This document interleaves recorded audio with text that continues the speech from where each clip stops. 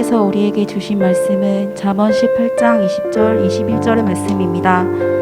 사람은 입에서 나오는 열매로 말미암아 배부르게 되나니 곧 그의 입술에서 나는 것으로 말미암아 만족하게 되느니라. 죽고 사는 것이 혀의 힘에 달렸나니 혀를 쓰기 좋아하는 자는 혀의 열매를 먹으리라.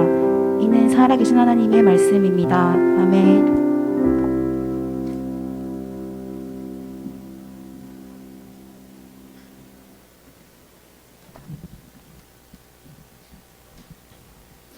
할렐루야.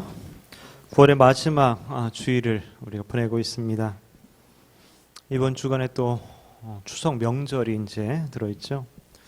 아마 정부의 공고대로 올해는 이동이 많지 않을 것 같습니다. 물리적으로 우리가 그렇게 거리를 두게 되지만 마음은 더 가깝게 또 다가갈 수 있었으면 좋겠습니다. 어떻게 그렇게 마음을 가까이 할 수 있을까? 또 이런 방법들을 좀 생각해 보면서 가족들에게 또 이웃과 친지들에게 사랑의 마음을 표현하는 그런 기쁨이 있는, 감사가 있는 행복한 명절 되어지기를 주의 이름으로 축원합니다. 청년부에서 8월, 9월 우리가 시가서 읽기 캠페인을 하고 있는데 여러분 열심히 읽고 있나요? 예, 눈을 피하고 있는 것 같아요 좀. 예. 지난주에 임원들이 이 캠페인 한 달 더 연장해 준 게 어떠냐 또 이렇게 묻더라고요. 제가 이렇게 물었습니다. 한 달 더 연장하면 과연 몇 사람이 더 시가서를 읽을 것인가? 네. 그때 최소한 임원 5명을 읽을 거라고 이렇게 얘기를 하더군요. 그래서 어쨌든 한 달 더 주어진 기회에 열심히 말씀을 읽어 가시기 바랍니다. 하나님의 말씀도 모르고 하나님을 믿는다. 이건 말이 안 되는 이야기잖아요. 시가서 중에 잠언에는 수많은 교훈들이 나와 있죠. 근데 그 중에 말에 대한 교훈이 굉장히 많은 비중을 차지하고 있는 것 같아요. 대략 검색을 해서 이렇게 세어보니까 말이라는 그런 것이 한 90번 이상, 또 입술 뭐 이것이 이제 90번 이상, 혀에 16번 이상. 그러니까 굉장히 많은 분량이죠. 대략 6장, 7장 분량이 이 말에 대한 것이죠. 잠언 전체 31장 중에 퍼센트지 보면 대략 5분의 1 정도 되는 거죠. 그러니까 단일 주제로 이 정도 분량은 굉장히 많은 분량을 차지하고 있다라는 것이죠. 그만큼 혀를 제어하기가 어렵고 그만큼 말로 인한 상처와 아픔과 문제들이 많기 때문에 이것에 대한 교훈이 많이 있을 거다 이렇게 생각되어집니다. 실제로 우리의 삶에서도 대부분의 관계 어려움과 상처는 그죠? 말로 인한 것이 대부분이죠. 하지만 반대로 우리가 위로받고 또 격려받고 칭찬받고 회복되고 이런 것도 그죠? 말로 인해서 되어집니다. 그래서 잠언 12장 18절 말씀에 칼로 찌름같이 함부로 말하는 자가 있거니와 지혜로운 자의 혀는 양약과 같으니라 라고 말씀합니다. 그만큼 말은 정말로 중요합니다. 근데 요즘 그죠? 이 젊은 또 어린 그 친구들의 이 언어가 매우 거칠고 그죠? 심각한 이런 것들 보죠.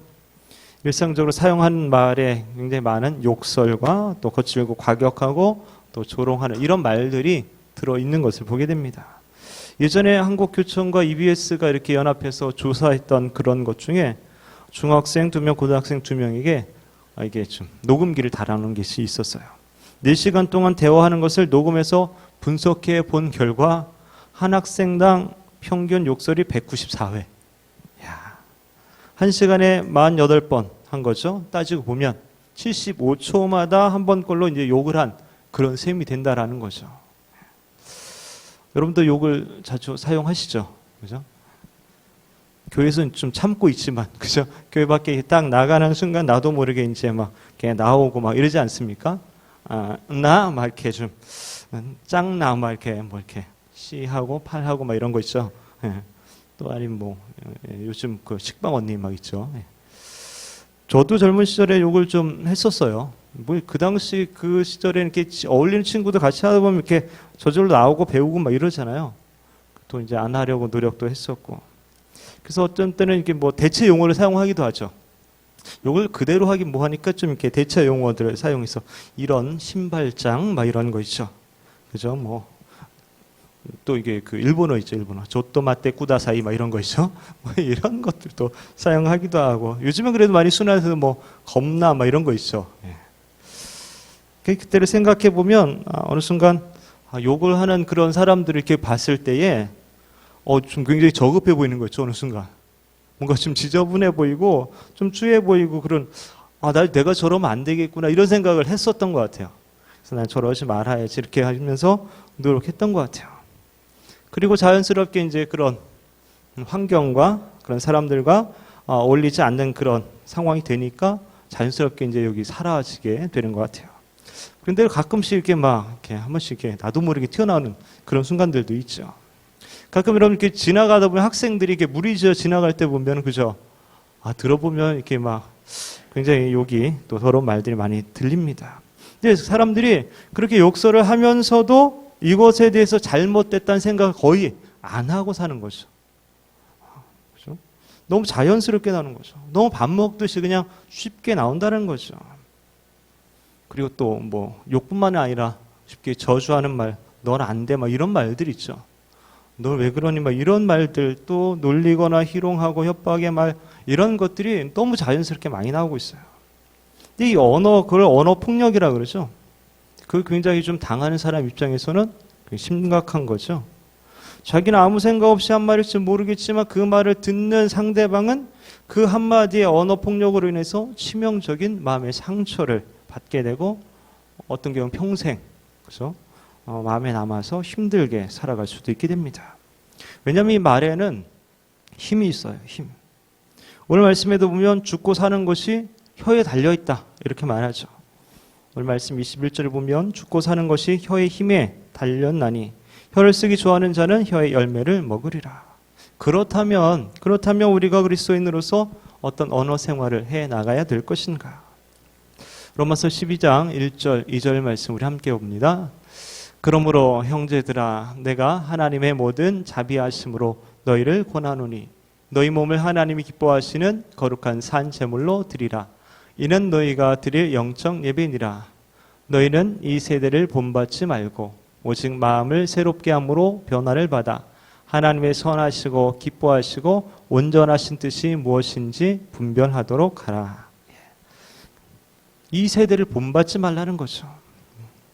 이 세대의 풍조를 본받지 말고 우리의 몸을 하나님 기뻐하시는 산 제물로 드려라 라고 말합니다. 우리의 입술의 말도 세상을 따르지 말고 주님께 드리는 그런 제물이 되어야 된다라는 것이죠. 한번 잠깐 생각을 해보세요. 최근에 여러분이 대화들을 한번 생각해 보세요. 이 성경 공부 시간이나 교회 모임이나 예배나 이런 거 말고 일상생활 중에서 다른 그리스도인들과 아니면은 일반 사람들과 나누었던 대화를 한번 생각해 보세요. 거기서 대략 어떤 내용들이 오갔는지, 어떤 의사소통이 되었는지, 그냥 인사 같은 거, 또 의례적인 말 이런 거 말고 정말 마음을 나누는 의미 있는 대화가 되었는지 한번 생각해 보세요. 대부분 대화한 내용들이 무엇이었습니까? 맛집? 그 음식 이야기? 아니면은 그 자리에 없던 그 어느 누구에 대한 이야기? 아니면 결혼이나 취업 관련된 이야기? 놀러 갔던 아니면 놀러 갈 이런 이야기들? 그리고 어떤 친구들을 만나면 그 친구들과 늘 그런 식의 대화를 하니까 그렇게 흘러가겠구나라는 것을 금방 예상할 수 있죠.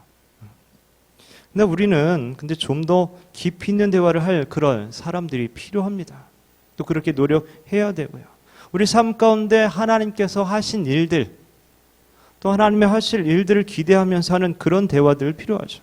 또 우리가 격려받고 때론 위로받고 또 소망을 갖게 해주는 그런 말들을 들을 필요가 있어요. 또 우리가 또 그렇게 해 주어야 되기도 하고요. 그리고 적어도 최소한 남에게 상처를 주고 조롱하고 비난하고 죽이는 이런 말들은 하지 말아야 되죠. 더러운 말들은 하지 말아야 합니다. 그럴 바에 차라리 입을 다물고 있는 것이 현명한 것이죠. 잠언 17장 28절에 보면 미련한 자라도 잠잠하면 지혜로운 자로 여겨지고 그의 입술을 닫으면 슬기로운 자로 여겨지느니라. 그죠? 지난주일에 담임 목사님 인용하신 안중덕 목사님의 글에도 이런 내용이 있었죠. 코로나를 이렇게 보면서 마스크를 착용하라는 것은 잠잠하라는 뜻입니다. 막말과 거짓말을 하지 말며 불필요한 말을 줄이고 남의 말에 귀를 기울이라는 말입니다. 입을 다물면 사랑스러운 것들에 시선이 머물게 되고 아름다운 소리와 세미한 속삭임이 들려올 것입니다.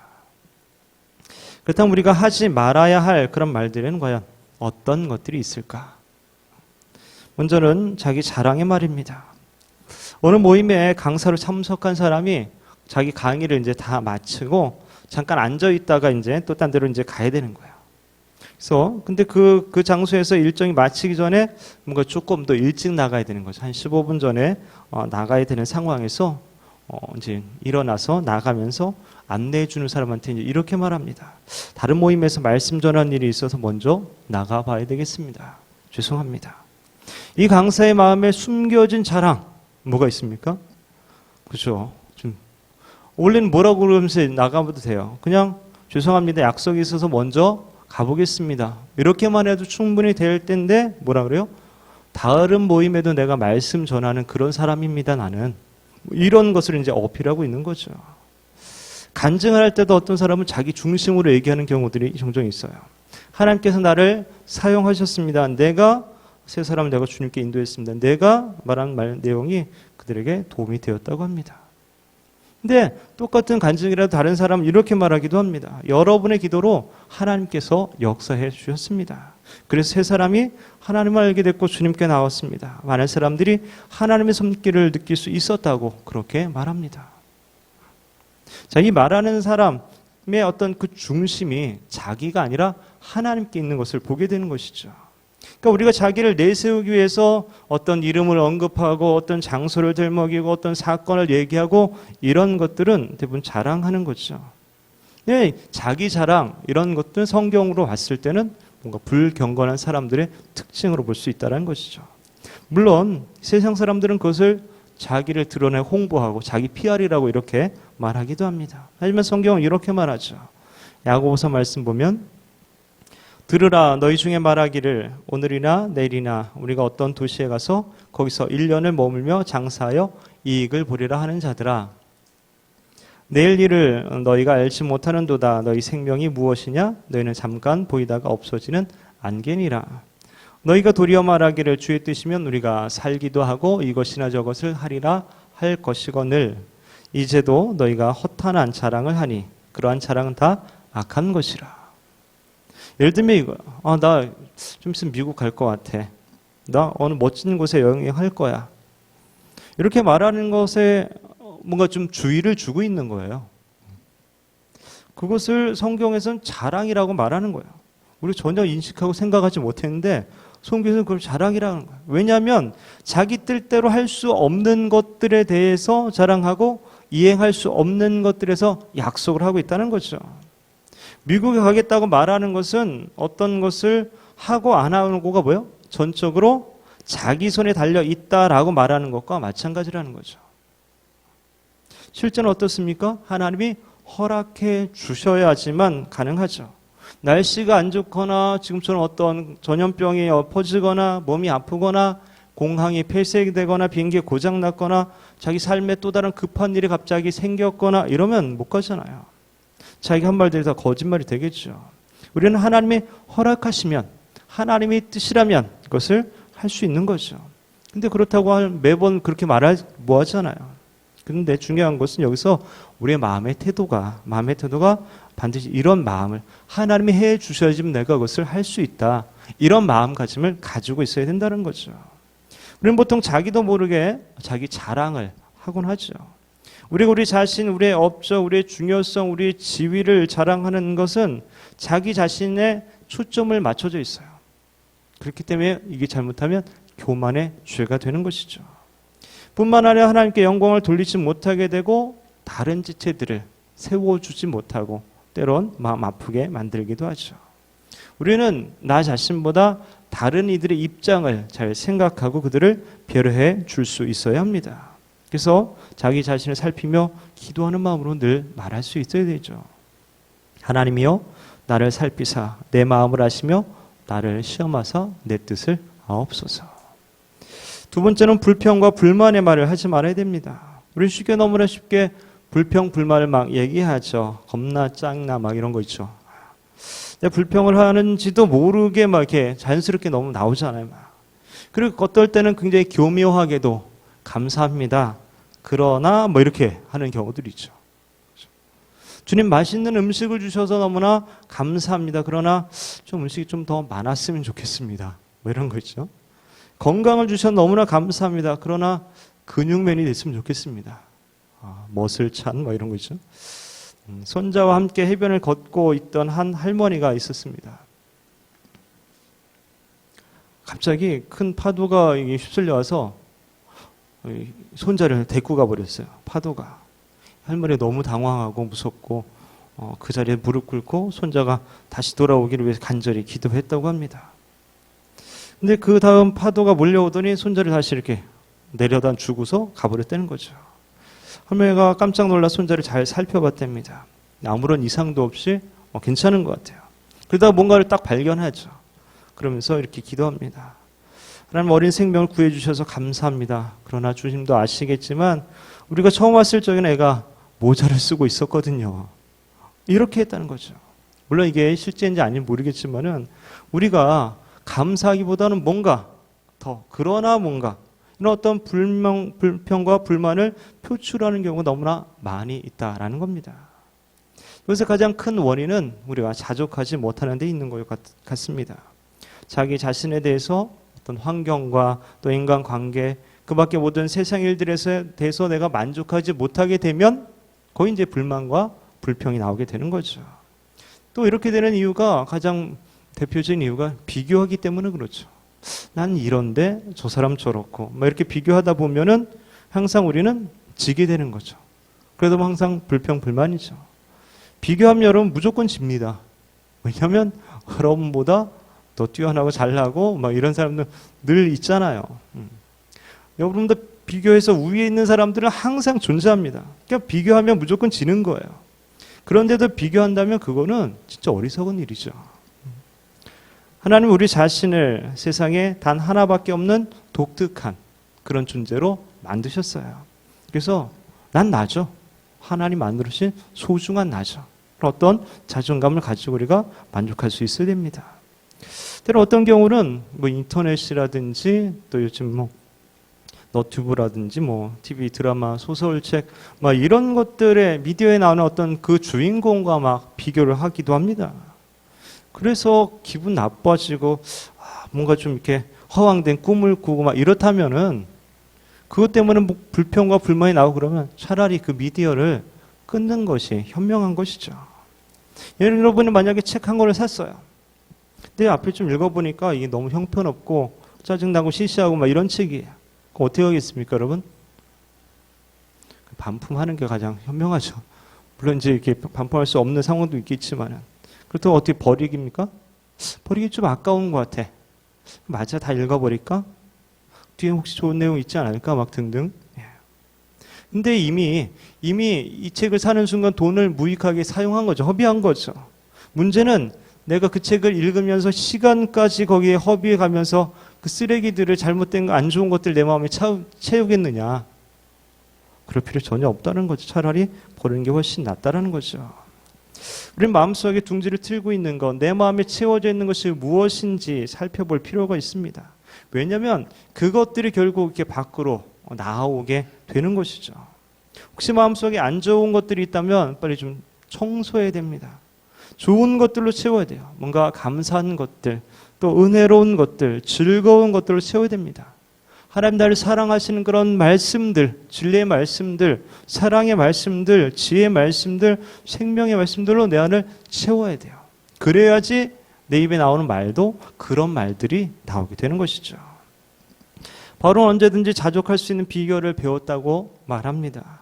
빌립보서 4장에 보면 내가 궁핍함으로 말하는 것이 아니니라 어떠한 형편에든지 나는 자족하기를 배웠노니 나는 비천에 처할 줄도 알고 풍부에 처할 줄도 알아 모든 일 곧 배부름과 배고픔과 풍부와 궁핍에도 처할 줄 아는 일체의 비결을 배웠노라. 그 비결이 뭔 줄 아세요? 이 다음 절에 나오는 게 이거죠. 내게 능력 주시는 자 안에서 내가 모든 것을 할 수 있느니라. 비결이 뭡니까? 내게 능력 주시는 자 안에 있는 것. 그것이 비결인 것이죠. 사랑의 하나님 품 안에 안겨 자기를 사랑하시고 돌보신 그 하나님의 손길을 느끼는 사람이 그죠? 어떻게 불평불만할 수 있겠습니까?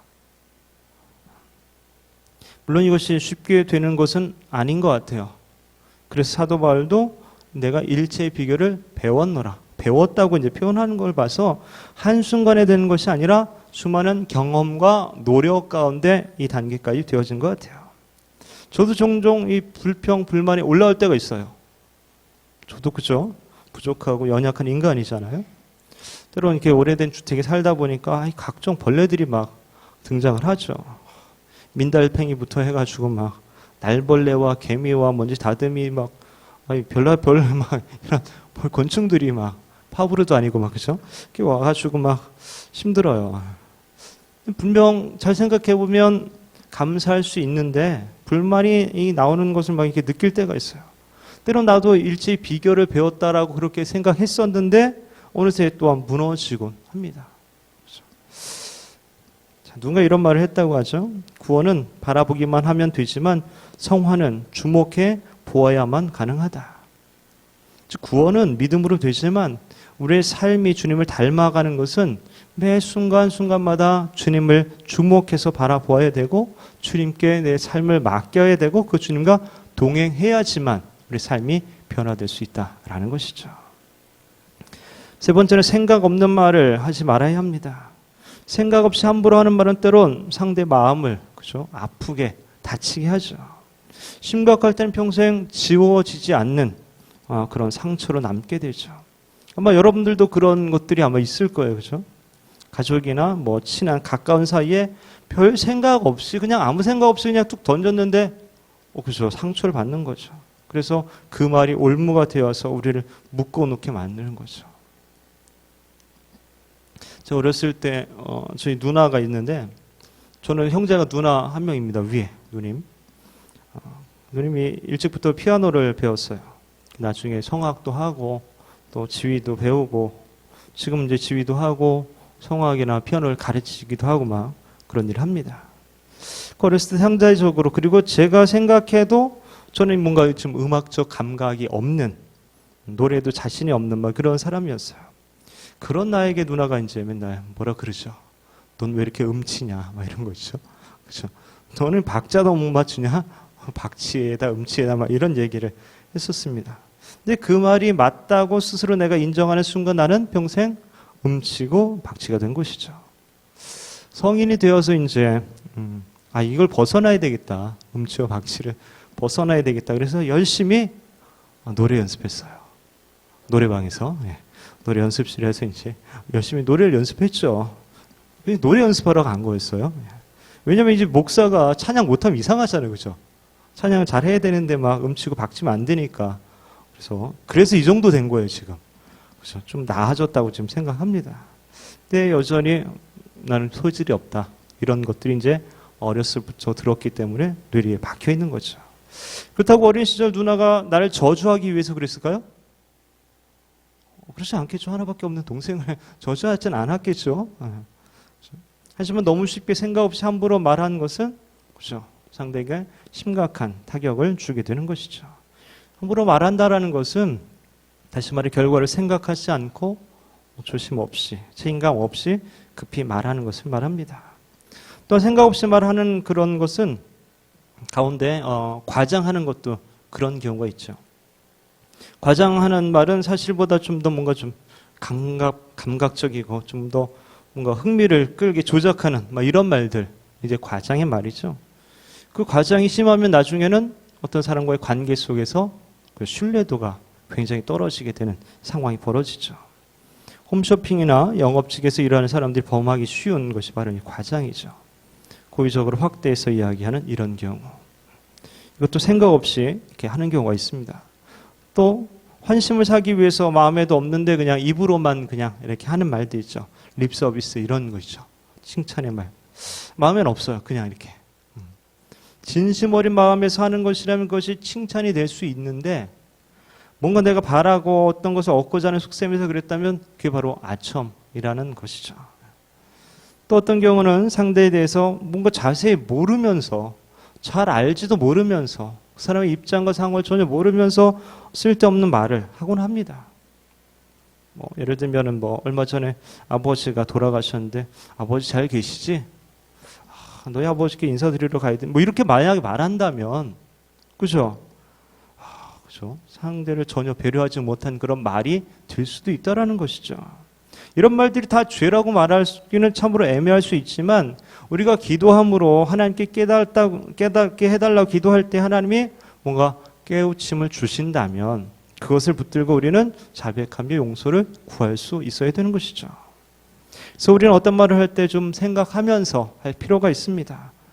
잠언 15장 28절에 보면 의인의 마음은 대답할 말을 깊이 생각하여도 악인의 입은 악을 쏟느니라. 또 우리가 어느 때 입을 다물고 있어야 할지 또 언제 말을 해야 할지 아는 그런 지혜를 위해서 기도를 해야 합니다. 마지막으로 비방과 헐뜯는 말을 하지 말아야 합니다. 사람들이 많이 모여서 얘기하다 보면 보통 그 자리에 없는 사람에 대한 이야기를 할 경우가 종종 있게 되죠. 그리고 보통 그 사람에 대한 좋은 점보다 그죠? 뭔가 좀 안 좋은 점, 잘못된 점, 뭔가 이상한 점 이런 점들을 많이 이야기하곤 합니다. 야, 누가 누구랑 싸웠다며? 그 친구 원래 좀 그렇더니 그럴 줄 알았다니까. 이런 등등의 이야기들. 남을 비웃고 헐뜯고 남의 흠을 들추어내는 이런 것들을 비방 또는 험담이라고 말하죠. 다행인지 아닌지 요즘에는 그죠. 코로나로 인해서 이런 말할 기회가 별로 없어졌죠. 야고보서 4장 보면 형제 여러분 서로 헐뜯지 마십시오. 형제를 헐뜯거나 판단하는 사람은 율법을 헐뜯고 판단하는 사람입니다. 여러분이 율법을 판단하면 율법을 지키는 사람이 아니라 오히려 재판자가 되는 것입니다. 입법자와 재판장은 구원하기도 하시고 멸망시키기도 하시는 하나님 한 분밖에 없습니다. 도대체 여러분이 누군데 이웃을 판단합니까? 여기서 문제가 되는 것은 그 어떤 비방의 말, 험담의 말이기도 하지만 그러한 자세가 오히려 더 문제가 있다라는 거죠. 흠을 들추어내기 좋아하는 어떤 그런 태도, 뭔가 비판하는 그런 자세, 판단하는 자세, 이게 문제라는 거죠. 왜냐하면 그것은 하나님만 하실 수 있는 하나님의 권리인데 그것을 그 사람이 침해하는 그런 행동을 한다라는 것이죠. 그래서 그저 딴 사람의 어떤 비판이나 험담 이런 것들은 형제를 이웃을 사랑하는 그것을 어기는 것뿐만 아니라 그 법을 만드시고 그 법에 따라 판단하시는 하나님 자리에 올라가는 좀 더 무서운 죄를 짓고 있다라고 볼 수 있다는 것이죠. 물론 때로는 우리가 반드시 사실을 이야기해야 될 경우도 있습니다. 그럴 때는 관련된 사람들에게만 진실한 마음으로 적절한 때에 해야 합니다. 그럼 확신이 없으면 안 하는 것이 차라리 좋겠죠. 어떤 경우는 다른 사람이 이야기를 하다 보면 그 사람의 사생활이나 그렇죠? 비밀까지도 누설하는 그런 경우가 생기게 되곤 합니다. 이에 대해 성경 말하죠. 삐뚤어진 사람은 다툼을 일으키고 남의 말을 좋아하는 사람은 친구 사이를 갈라놓는다. 두루다니며 한담하는 자는 남의 비밀을 누설하나니 입술을 벌린 자를 사귀지 말지니라. 우리가 일반적으로 남의 이야기를 하는 것, 판단하는 거 옳지 못하는 것임을 알고 있습니다. 근데 그것이 잘 안 되죠. 그렇죠? 어떻게 그만둘 수 있을까? 그런 사람들 가운데 있을 때 우리는 어떻게 처신을 해야 될 것인가? 먼저는 그런 자리에 안 가는 것이 제일 좋죠. 처음부터 그런 자리에 그죠? 안 가는 것이 제일 좋습니다. 근데 대화가 이상하게 그런 쪽으로 흘러갈 때에 여러분들이 조금 대화를 주도해서 방향을 바꾸면 제일 좋겠죠. 또 그것이 안 될 때는 또 자신의 의사를 좀 표현할 필요도 있겠죠. 그런 이야기를 들을 때 좀 마음이 좀 불편하다. 이렇게 여러분들이 얘기할 수도 있겠고 또 아니면 그런 이야기를 당사자가 들으면 좀 상처받지 않을까? 이렇게 얘기하면서 중단시킬 수도 있겠죠. 우린 비방하거나 험담하는 무리들 가운데 있지 않도록 또한 그런 사람이 되지 않도록 우리가 늘 기도할 수 있어야 합니다.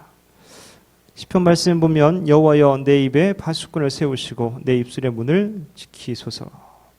그리고 어떤 대화를 하게 될 때, 전화 통화를 하거나 또 어떤 모임에 가서 대화를 하게 될 때 여러분들 미리 기도하세요. 하나님 내 입을 지켜달라고 기도하세요. 하나님의 경고와 훈계에 민감하게 해달라고. 또 듣고 막 이러기보다는 오히려 사람들을 세워주는, 살리는 이런 말을 할 수 있게끔 여러분들 미리 기도하시기 바랍니다. 이 외에도 우리가 피해야 될 말들이 좀 있죠. 거짓말이라든지 분노의 말이라든지 과격하고 더러운 말, 음란한 말, 다투는 말, 조롱하고 모욕하고 비하하고 성적인 말들을 우리가 하지 말아야 되겠죠. 어떻게 안 할 수 있을까? 어떻게 안 할 수 있을까? 성경에 보면 사람은 자기 마음에 가득한 것을 입으로 말한다 라고 되어 있어요. 그렇죠? 내 마음을 새롭게 하면 돼요. 내 마음에 선한 것들 가득가득 채우면 결국 그것들이 나오게 되죠. 내 생각 속에 마음 속에 세상 것들이 가득 차 있을 때 우리가 말하는 내용도 다 그런 것일 수밖에 없는 것이죠. 그래서 오히려 우리가 성경을 많이 알고 읽을 필요가 있는 것이죠. 또 내가 하는 그 말이 결국은 내 안에 무엇이 들어있는지 내가 어떤 사람인지 나타내 주게 되는 것이죠. 우리가 예수님 영접하여 구원받게 되면 변하는 것이 있습니다. 그 중에 가장 두드러지게 변하는 것은 바로 언어 생활이에요. 언어가 변하지 않으면 생활이 변하지 않거든요. 여러분이 구원받고 얼마나 삶이 변했는지 알고 싶습니까? 그러면 내가 어떤 말을 하면서 살고 있는지를 한번 되돌아보세요. 아직 여러분의 말에 뭔가 변화가 없고 그대로라면 진지하게 다시 자신을 좀 돌아볼 필요가 있습니다. 대부분의 모태신앙인들은 어려서부터 복음에 대해서 들어왔어요. 그렇죠? 세상 사람의 어떤 죄를 대신해서 예수님께서 십자가에서 돌아가셨음을 우리가 어려서부터 듣고 알고 있잖아요. 우리를 사랑하셔서 십자가에서 돌아가시고 우리가 그분을 통해서만 구원받을 수 있고 영원한 하나님 나라에서 하나님과 영원히 함께 살 수 있다라는 사실을 우리가 너무나 잘 알고 있죠. 그런데 그 진리에 대한 응답으로 분명한 결단을 한 그런 적이 있는가? 이건 또 다른 이야기라는 거죠. 알고 있는 것하고 내가 그렇게 살기로 결단하는 것은 전혀 다른 차원인 것이죠. 내가 십자가 앞에 또 하나님의 말씀 앞에 무릎 꿇고 예수 그리스도를 내 마음의 주인으로 모셔드리는 결단이 우리에게 필요하다는 것이죠. 그래 우리의 몸이, 우리의 삶이, 우리의 혀가 하나님의 통치를 받을 수 있게 하는 것이 가장 현명한 일이다라는 것이죠. 한 소년이 집 앞에 있는 큰 돌을 하나 움직이려고 막 이렇게 안간힘을 썼어요. 밀어보기도 하고 막 땡겨보기도 하고 지렛대를 해가지고 막 움직여 보려고 했어요. 근데 소용이 없었습니다. 그의 아버지가 그게 묻습니다. 얘야, 내가 쓸 수 있는 모든 자원을 다 활용해 봤니? 아들이 그럼요 아빠, 모든 방법을 다 동원해 봤지만 돌이 끄떡하지도 않아요. 아버지가 말하죠. 아니다 얘야, 넌 아직까지 나한테는 도와달라고 하지 않았잖니. 그렇죠? 우리 하나님께서 우리를 도우실 수 있습니다. 그분이 우리의 자원이 되어 주십니다. 우리를 도우셔서 우리의 인격과 말을 새롭게 하실 수 있습니다. 내 힘으로, 내 능력으로 안 됨을 깨닫고 우리가 하나님의 도우심을 구해야 하는 것이죠. 사랑하는 젊은 예수꾼 여러분, 말을 통한 죄를 너무나 쉽게 여기지 마시기 바랍니다. 말은 곧 마음의 표현입니다. 그래서 말을 통해서 그 사람이 누구에게 속해 있는지 금방 알아낼 수 있게 되는 것이죠. 여러분은 예수 그리스도를 주인으로 모시고 살아가는 진정한 그리스도인이라면 제일 먼저 여러분의 언어에 변화가 있어야 합니다. 내 안에 주님이 계시는데 어떻게 쌍욕을 하고 어떻게 밥 먹듯 거짓말을 하고 맨날 사기치고 다른 사람의 상처 주고 눈물 나게 하고 막 할 수가 있겠습니까? 물론 우리가 완전하지 않기 때문에 실수할 때도 있지만 그것이 늘 반복되고 그렇죠? 밥 먹듯이 그렇게 하고 있다면 그것은 분명 본질적인 문제가 있다라고 보여지는 것이죠. 바라기는 아무도 길들일 수 없는 혀를 주님께 맡기시기 바랍니다.